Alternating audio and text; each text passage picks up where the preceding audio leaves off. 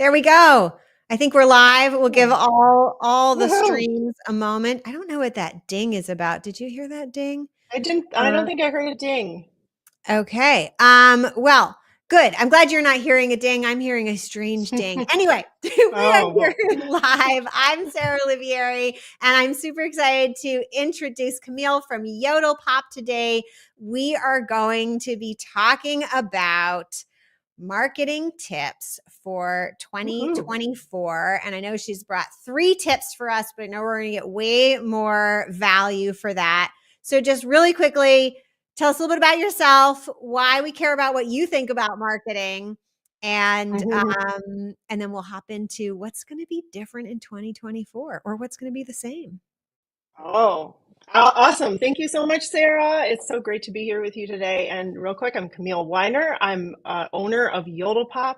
We are a nonprofit and associations marketing agency. And we're 12 years old. And the reason you should listen to us talk about marketing for nonprofits and associations is because, well, for one thing, I'm really passionate about marketing. I wasn't always passionate about marketing. I'm pretty much just like everyone else, where I was just like totally didn't trust it at all. And I was like a rebellious college student. But then my art and my graphics got me in the back door to marketing. And I kind of became obsessed with like cracking the code and figuring out how to make it meaningful for me. I went to graduate school to do that, and I did a thesis about mission-driven marketing, and so I'm in it. I'm totally committed to this stuff, and I'm committed now to helping organizations build their own internal marketing capacity. So that's really my passion, and that I'm really kind of really on fire about for 2024. Yeah. Oh, I love that. And for So. those of you who don't know, before PivotGround just helped nonprofits expand their capacity and run more efficiently and effectively, PivotGround was a marketing agency for nonprofits. And I still love marketing. I came to marketing through my work in nonprofits. And it used to be really rare to hear other people in the nonprofit space talking about like all the advanced marketing stuff and thinking, really good thinking that the for-profit space is doing that so often the nonprofit space has neglected. It's becoming a little more Mhm. common, but I was just so impressed with when we met and the work that you've Mhm. done and to just see those principles of truly great marketing come into the nonprofit space is always exciting for me.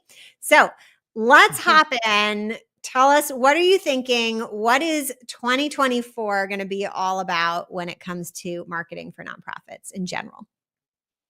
Well, I had the privilege of going on vacation with my family the very first week of January. So I'm coming in with, I've had a lot of reflection.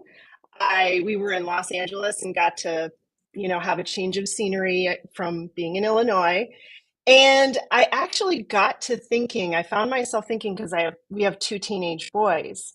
And so between the teenage boys and like just all the branding and creativity in Los Angeles, I really found myself thinking a lot about this idea of connection, right? And we've taken this has evolved and become a thing in marketing, right? So that's like one of the buzzwords now is connection. But then I was thinking about like my teenage boys, how they connect.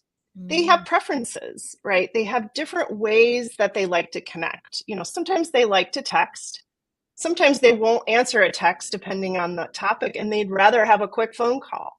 Or sometimes things are better face to face. Things are just better where my husband and I are like, now, should we email that or should we text it or should we sit the kids down and really have so we're always like trying to meet them where they are. So I was thinking about that. And then I was also thinking about the pandemic and just all of the changes that we've been going through in terms of face to face, virtual, phone, text, that was already a thing. So there are just a lot of ways that we have relationships these days. I'm thinking of it as like hybrid. It's like Yeah. everybody has different preferences and different ways they like to communicate and to experience connection. So I think and so I thought a lot about this, and I came to this idea that we're really seeking, I think, we're really seeking a blend of like autonomy, but also like a sense of community. So like sometimes we Mm-hmm. might want to experience a message by text so that we have, you know, just on a personal, so that we have time to kind of digest and think about it. But then sometimes we really want to go to the movies with our friends. We're tired of being on Zoom with them maybe in a like a group thing or whatever.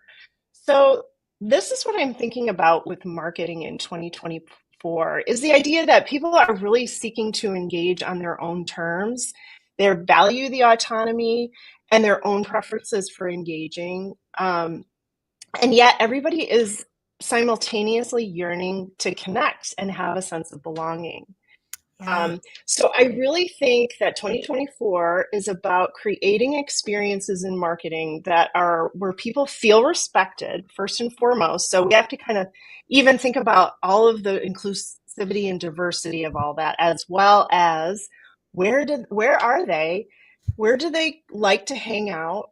But also what helps them feel a sense of belonging while also feeling like they have control and autonomy over how they engage. These are the things that are going to win in 2024 in terms of, really putting those thoughts in the forefront. I And so love that. today I am going to give some marketing Woohoo! tips, specific ones that center around this idea. Does that sound good, Sarah? Yeah, that sounds really good. And I just want to like pull out a few things that you just said for everybody. Um, One thing, just what Camille just did is probably the best marketing hack for all time when in the digital age, which is think about how you communicate, how you're with your friends and your family, and try to bring that to the digital space of, I call it scaled communication, right? Somehow when we log into that CRM and start sending the mass emails, somehow we forget how we communicate Do. with people in our lives individually. I just had Mm-hmm. this with a client who wants to bring in new sponsors, and they jumped right to, well, what's this big form letter that I'm sending out that's all formal? I'm like, scrap the letter, call them, Yep. Yeah. have the conversation, Right. right? We're not, Mm-hmm. and so it's so important. And I see the same things you do. We now have so many choices for how we communicate. And I think you're Mm-hmm. so right that many of us are segmenting which channels we use for what type of communication and who we're talking with. So I know in my own life, I have a son who's 10. So he's like on his way to being a teenager. He's about to be 11. And he has a phone now, and I can text him, but he's like, Mom, message me on Discord. Discord is where he wants to be texted. And subsequently, I have decided, because my son's on Discord, that I shall use Slack for business messaging and Discord for personal messaging, which is mostly with my son, and not with my friends. My friends who are my age, we all text. When we want to get in touch with each other. And then there are a few folks who I call, some people who I will FaceTime, others who I would never FaceTime, right? So it's Mm-hmm. really this web. It's not like we switch from one tool to another. It's like we bring these communication channels into our lives and then we use them, and we all have different ways of using them. Such good gold already. Let us know in the chat whether you're watching the replay or not, like your gold nuggets as they come out, things that you're going to take away and implement in your life, in your nonprofit as we go through. I want to know what your takeaways are, and they help other people who are watching this also get more from this. So let's hear tip number 1. All right, here we go. Tip number 1. I'm calling it 360-degree alignment. All right. So, Mm. Sarah, you already touched on this. Like, just really just lose the ideas about tactical and transactional. Okay. This doesn't help us connect to think in these ways. And, Sarah talked about that. Oh, we're going to write an appeal letter, like this mass message. We want to be thinking more and more on a holistic level. Everything is interconnected. And it's a cyclical approach too, as well. So it's not a linear, like, we start with a constituent, whether it's a donor, a member, what have you, and then there's an end. Like, it doesn't end when someone gives a donation. It doesn't end when someone becomes a member, etc. It's a cyclical relationship, just like the relationships in your personal life. And this is really something I really thought about on my vacation, and in terms of cracking this code, is I was like, you know what? I am just tired of having these separate sort of client business relationships and separate personal. I can't do, I need my life, I need a flow. I need a flow. So I need to find ways to balance these things out. And so for me to remember and realize that the constituent journey, buyer journey, customer journey, whatever you want to call it, it's a flywheel. It keeps going. It's circular. And so what we want to think about with the 360-degree alignment is solving for strategy and content around the full life cycle of the constituent journey. Okay. So you need to be thinking, we all need to be thinking about creating content that's tailored to different stages of the donor journey, donor, member, etc. This leads to better engagement and conversion. So again, marketing efforts are not just tactical. They need to be strategic, impactful, and be thinking about all the different stages of the journey with the constituent. Yeah, I So, for love example, that. Mhm. storytelling in the early stages, building awareness, and then having that emotional connection and building on that through impact stories, updates, and in other words, what's going to help foster deeper and deeper involvement and retention. Right, Sarah? Yeah, absolutely. I was actually just thinking about this myself. In thinking about, you mentioned specifically storytelling, and I've been thinking a lot about social media these days, and different ways to both make it feel whole and warm, and yet also make it easier to deliver, because it can be a lot. And sometimes I even struggle with, I feel like I'm putting out too much content because I got really I good don't at think so. repurposing and putting it out. And then, but I was like, it's not that it's too much. It's that I need it to connect Mm-hmm. more. And I was actually following another marketer's work, just watching their funnel, which Mm-hmm. people who do marketing, we like to do this, but then sometimes you Yeah. accidentally end up buying it because it was so I know. good. Guilty. Yeah, Yeah, for so I sure. did this, and then I binged watched the short $29 course on telling Mm-hmm. stories in emails. And I basically had that training before, but I had this one new insight that was worth way more than $29, because I know how to tell a story. But the insight was that if you make your stories about the everyday of your life or the everyday of work in your organization, and then Mm-hmm. you wrap it up with, like, this is the point we're making, this is why so and such is so important, and then you have a call to action, like join our community of donors or whatever it is, join Mm-hmm. our monthly Mm-hmm. giving program. You have now shared about your brand, your personality as a person, as an organization, something Mm-hmm. personal from yourself. You've done it in the version of a story that opens Mm-hmm. people up to new ways of thinking, and then also has the call to action. So it's like the personal Mm-hmm. details, the tip, the call to action. It's like all in one. But the trick is to tell stories about the almost seemingly mundane, even at your organization. Like, what was your Totally. staff, what was something you learned at a staff meeting, and what can your donors learn about that staff Exactly. meeting?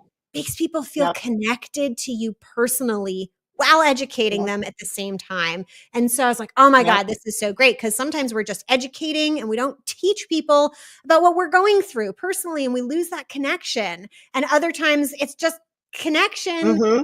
but there's no education, and sometimes people are like, what's the point? I've actually made that mistake in the past, told stories, and I've gotten emails back like, we don't really care. We just want the tips already, which is a minority Right. of the people. Yeah. Um, Yeah. but having that all together was like just kind of mind blowing. And it was very exciting. And it was really about, I was on this search for this connection piece, which I think is really, you're so right, is going to be a theme this year. So super, super Yeah. good. I love everything you said. And by the way, Sarah, I love your content. Your Thank content. I'm doing what you're talking about. I'm like, how can I reverse engineer? you. And I don't think you're doing too much. And I'm with you. I used to be like, shied away from like posting and overthink it. Then I kind of started to stop doing that. And now I'm getting to the point where I too, Sarah, it's like I want to connect. I did a LinkedIn post on the airplane home because I missed you all. I did. I missed my LinkedIn community. I just missed being connected in that way. It's like I connected with my family. Now I want to connect with, my peeps in business. And Yeah. I also want to say, like, I love what you said because one of the things one of my sons says all the time, one of his sayings is like, Mom, it's not that deep.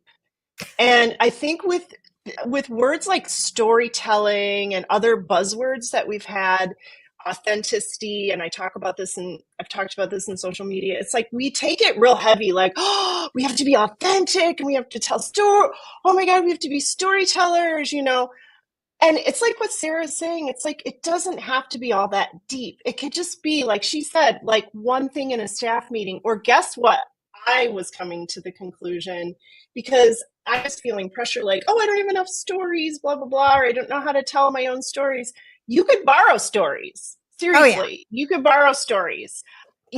Like I was thinking about talking about like in my upcoming boot camp about like visualization and positive, the whole idea of negative bias versus thinking more positively and all of that I was watching a football game. I'm not a sports person, but I was watching Michigan football because I'm from Ann Arbor, and they talked about the quarterback. He meditates, he does visualization, and I was just like, what a great way to tell that story, like about how it works. Look, even athletes are using it. It's becoming mainstream. So I'm just using that as a quick example. Like it doesn't have to be your own story. If something resonates with you, Yeah. like if you Yeah. see something and it resonates with you, you could borrow it, and That's you could right. relate it to your It's own still your education or content. it's still sharing that connection. Like if I tell you something that resonated with me and you're like, "Oh Mm-hmm. yeah, that resonates with me too."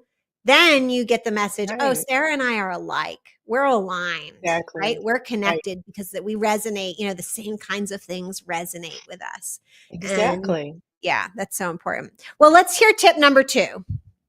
Okay, awesome. Tip number 2 is engagement preferences. So you might have guessed that this was next.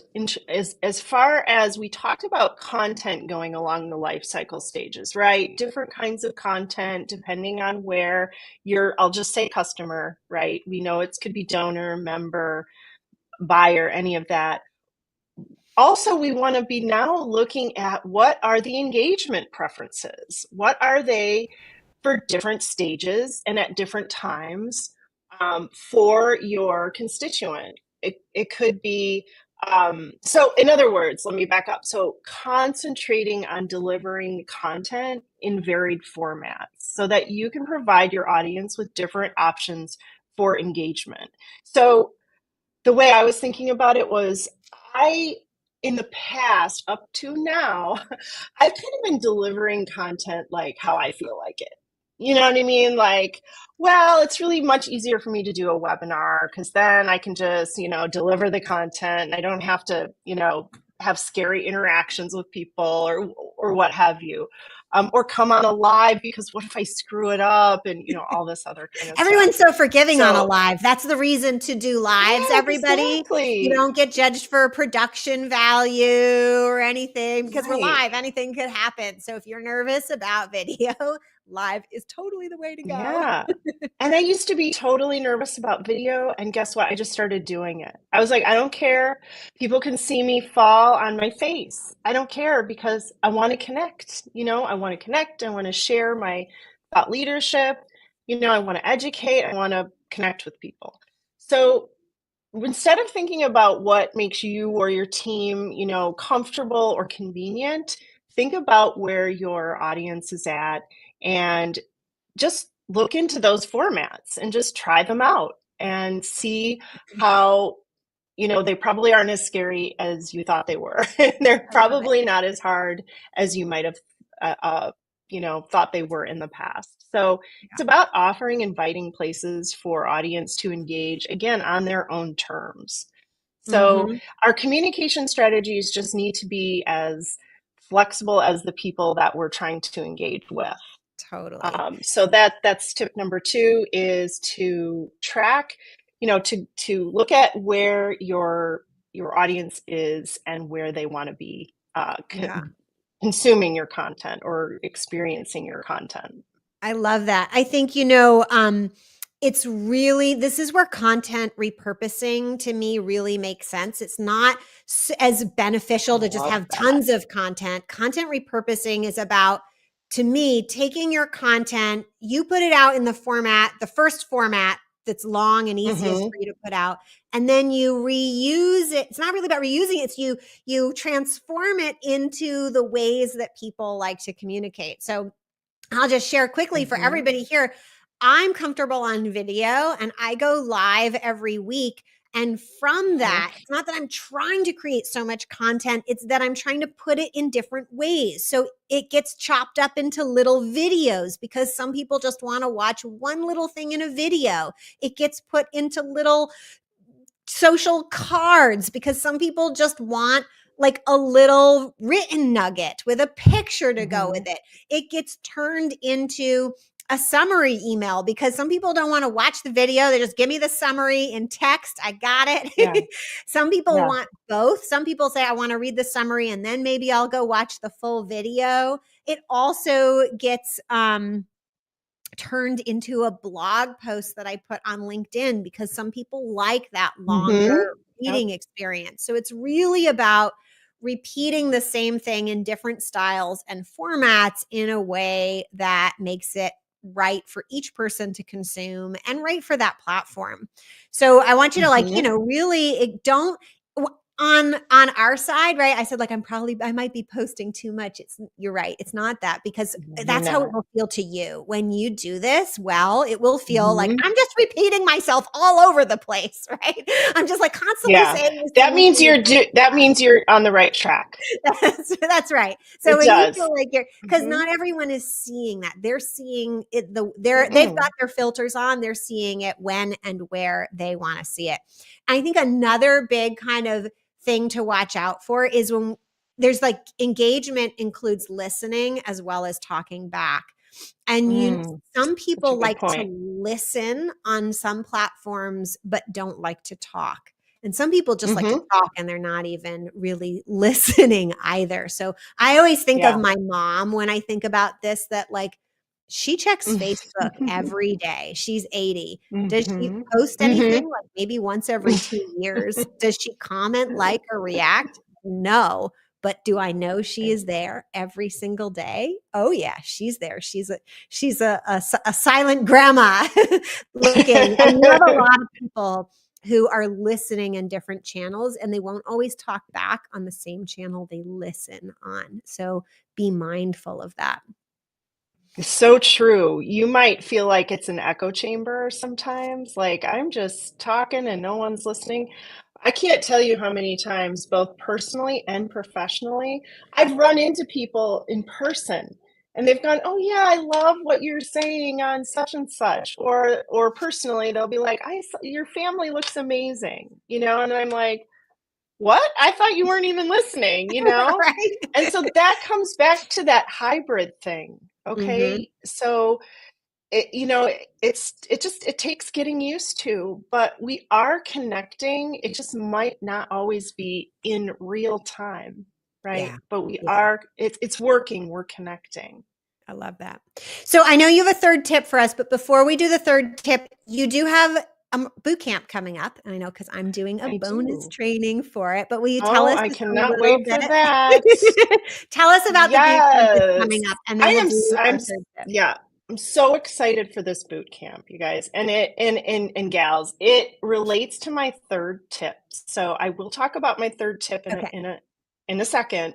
Um, but I am doing a nonprofit CRM and automation boot camp starting next Tuesday. It's going to go for the main boot camp is 4 weeks, and then we have three awesome, awesome bonuses. One of them is Sarah coming to do a workshop for us. I'm so excited. Sarah's going to do the 4-part framework for staffing up live. And we're also going to do an AI and nonprofit marketing and your website as a marketing powerhouse. Those are our three bonuses. And then we have 4 awesome sessions about proven CRM marketing strategies that can help your nonprofit achieve success for years. Sustainable marketing tools and streamlining and growth.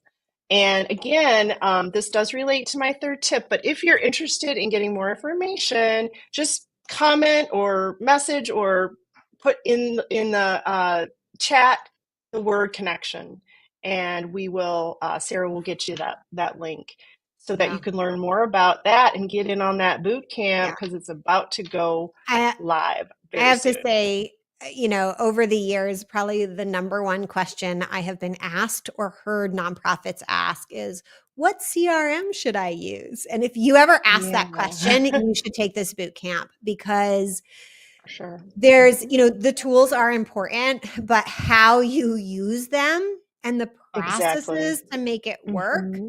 is so, so critical. And even more so now that we have AI and automation, because Hmm. you can explode a mistake like crazy using the best CRM and Yeah. automation. And you don't want to do that. You want to do it in a way that works and makes your life better and easier, not harder. Mhm. So I just love that you are teaching marketing and in the context of the CRM tool, which is really, really critical. So let's hear tip number Yeah. 3. Well, that is what tip number 3 is all about. It's all about, so we talked about content and the journey of the constituent, and then meeting the constituent where they are on their terms, using different platforms, different methods of communication. And what one of the tools that's going to be a powerhouse in helping with this is data-driven personalization and analytics for deeper connections. That's my number 3 tip, is to not shy away from technology, basically. Not to think of technology as something that is, oh, it's so dehumanizing and separate. I think that's what some of the bias that we bring in, right?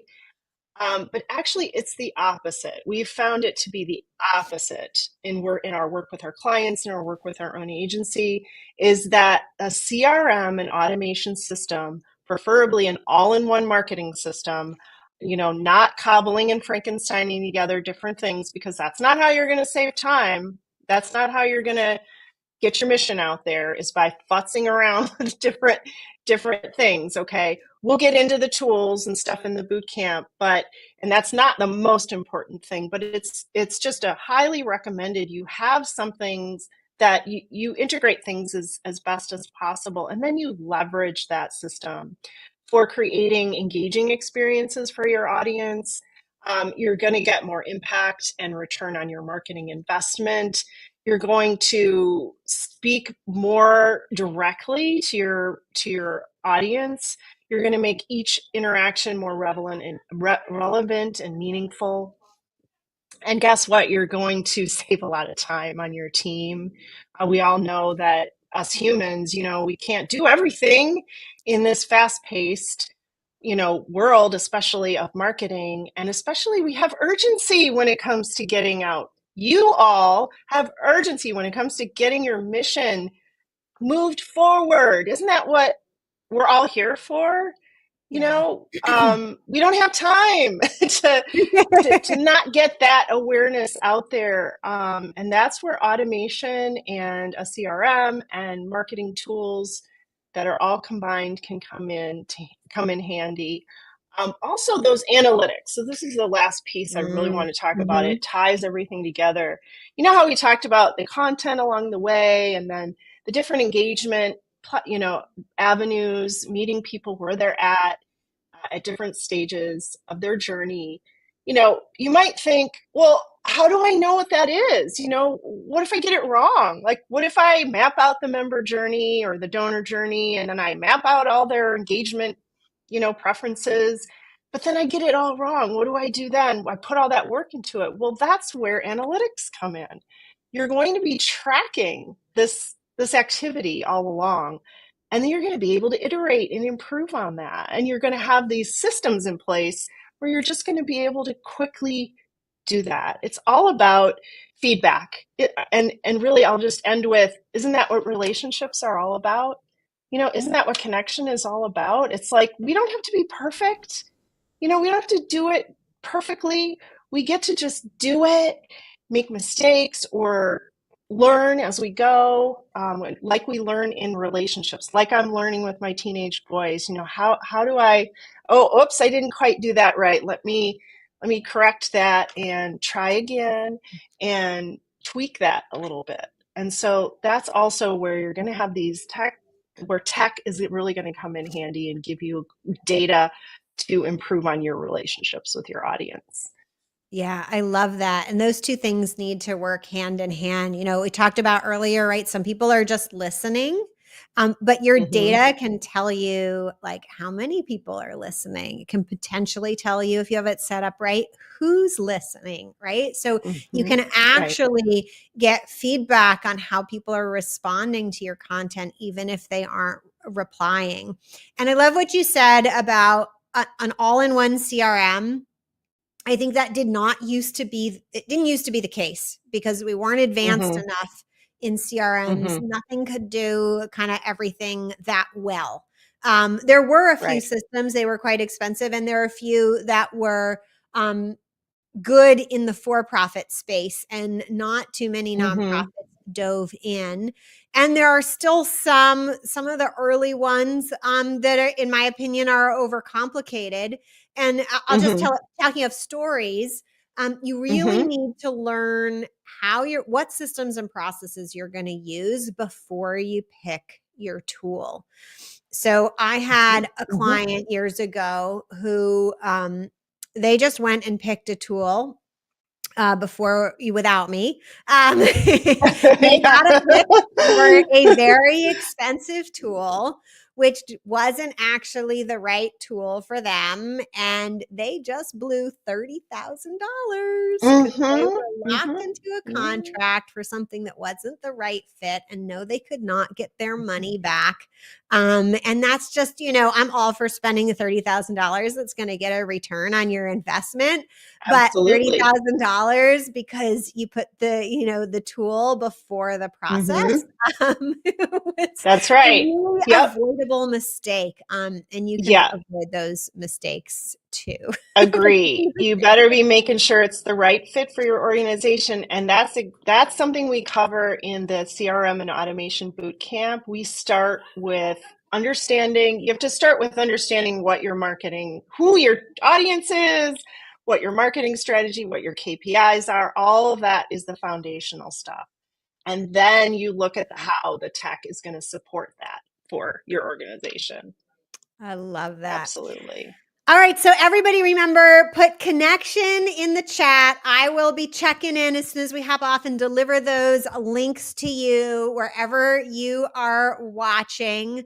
If you love this, leave a thumbs up or a heart or a connection, partly to show your love to Camille, but also to train the algorithm that this was helpful to you so that it can deliver it to other people, because our algorithms are listening too. I almost like to think of the social media algorithms like part of my audience. Am I training them? Am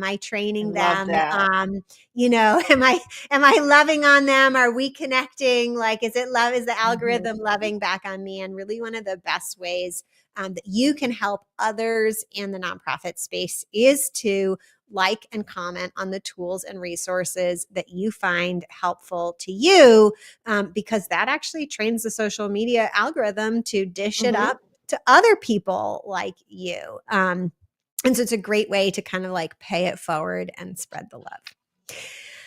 Okay, I guess that was our bonus tip of the day. I wasn't even planning on. That's right, because I was going to say, I mean, the algorithms are based on people, what people want. Yeah, that's the thing about them. Yeah, that's the thing. So that's right. It's all about the people and the connection.